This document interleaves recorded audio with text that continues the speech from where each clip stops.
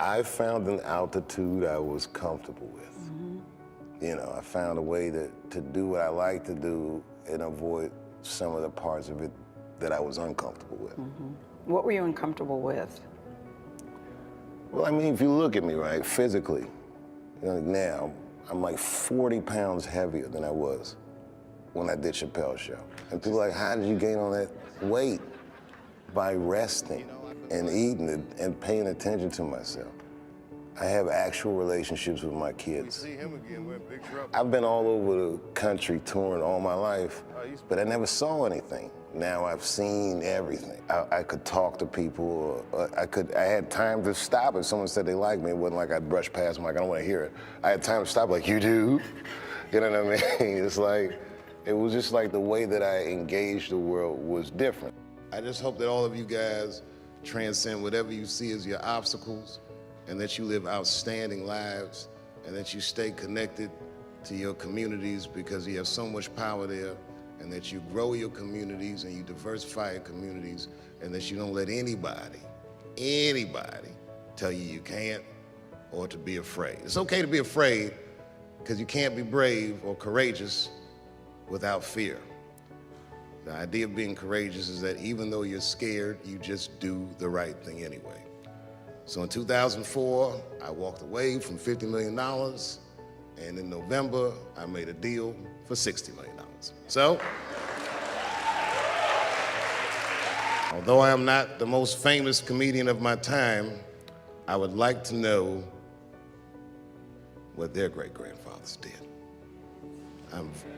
I'm very proud today. Thank you very much. I watched one of these nature shows one time, and they were talking about how a bushman finds water when it's scarce. And they do what's called a salt trap. I didn't know this. Apparently baboons love salt. Okay. So they put a lump of salt in a hole, and they wait for the baboon. The baboon comes, sticks his hand in the hole, grabs the salt makes his hand bigger, and he's trapped. He can't get his hand out.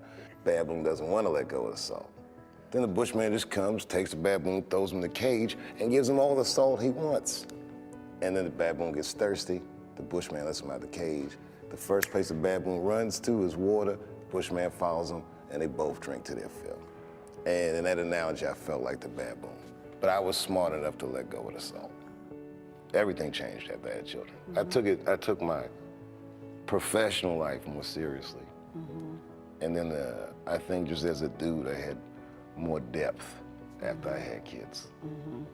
You know, I don't have this thing where I link my self-esteem to work anymore. I don't know what that means. When you're young, you know that you're only as good as your last show and all that stuff. And so, you know, you'll meet comics who'll do a bad show and then feel bad about themselves.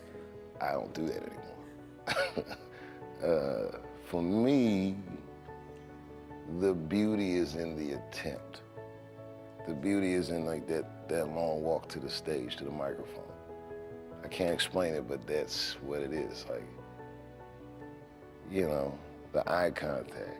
You know, one time I was at a show and my kids were there and I was getting heckled and all kinds of stuff. And I remember I looked at my son, he was standing on the side of the stage and he's looking at all this chaos and I go, son, they'll never break me. And we both started laughing. It was chaos out there. We both started laughing, but that's kind of what it is. It's just like, it's fun. You have no idea what I put this woman through. If you had just given birth to me, that would have been more than enough. But the fact that you raised me and raised me well, we had a real oral tradition in our house. I knew the word griot when I was a little boy. A griot was a person in Africa who was charged with keeping the stories of the village. Everyone would tell a griot the stories and they would remember them all so that they could tell future generations. And when they got old, they'd tell them to someone else. And they say in Africa, when a griot dies, it's like a library was burnt down. And my mother used to tell me, before I ever thought about doing comedy, she said, you should be a griot. And she'd fill me with every story of black life. You know, she's educated in African-American studies, and she would let me understand the context that I was being raised in, that I'm being raised in a hostile environment that I have to tame. By the time I was 14 years old, I was in nightclubs, mastering an adult world. It was terrifying. The crack epidemic was going on, and my mother would hear gunshots outside and be scared to death. Maybe it's my son. But early in my career, if you remember, Mom, you used to sit in the club with me. She'd do a full day of work. You'd be back there falling asleep, just waiting for me to go on. She would watch my show every night. Do you know how long that car ride is home?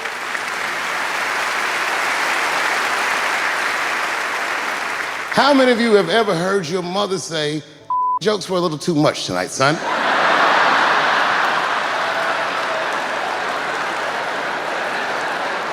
I was a soft kid. I was sensitive, I'd cry easy, and I would be scared to fist fight. And my mother used to tell me this thing, I don't even know if you remember, but you said this to me more than once. You said, son, sometimes you have to be a lion so you can be the lamb you really are. I talk this like a lion. I'm not afraid of any of you. When it comes word to word, I will gab with the best of them, just so I can chill and be me. And that's why I love my art form, because I understand every practitioner of it. Whether I agree with them or not, I know where they're coming from. They want to be heard. They got something to say. There's something they notice. They just want to be understood. Love this genre. It saved my life. I forgot the hostility of the environment of show business. It's it's not a docile environment. It's a challenging environment. Yes. And there's some quote that someone had told me that says, success takes you where character cannot sustain you. Wow. I don't care who you think you are or how you think you do it.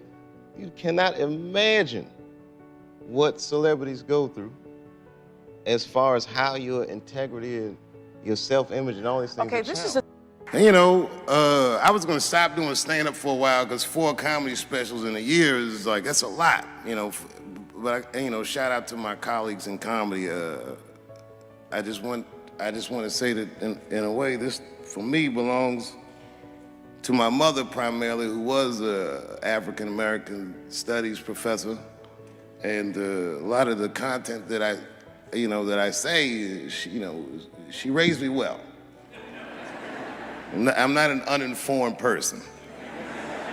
But also, my colleagues in comedy, like comedians have been getting beat up pretty bad recently, and we're somehow nowadays expected to speak with the precision of attorneys or politicians. We are not. I always think of James Baldwin. James Baldwin was one of my favorite writers because he managed to tell white people what they feel like to be around. So I ain't gonna hang up my gloves yet. I think I got one more special in me. So to quote Baldwin, God gave Noah the rainbow sign. There's no more water, it's the fire next time. Thank you very much. There's a Matt Groening quote. Matt Groening that created The Simpsons has this famous quote where he says that the world is filled with people who are dying to be offended by something. But what the world has now is the internet for those people to voice their offense. So they can make something out of nothing. They can spin your work and make something that's beautiful look like it's ugly, and vice versa. It's like I say in my special, this is the age of spin. So everyone is becoming a spin doctor of sorts. Now, granted, comedians make mistakes. It's part of the job, and some mistakes are easily forgivable. Some are wildly more extreme. But the idea is that we want a society where we are allowed to make mistakes. We're able to voice our opinions and change our opinions. I just want you guys to remember, that right now there's this thing where ethics aren't what they used to be. This idea that people are trying to replace the ideas of good and bad with better or worse. And that is incorrect. You gotta keep your ethics intact because good and bad is a compass that helps you find the way. And a person that only does what's better or worse is the easiest type of person to control. They are a mouse in a maze that just finds the cheese.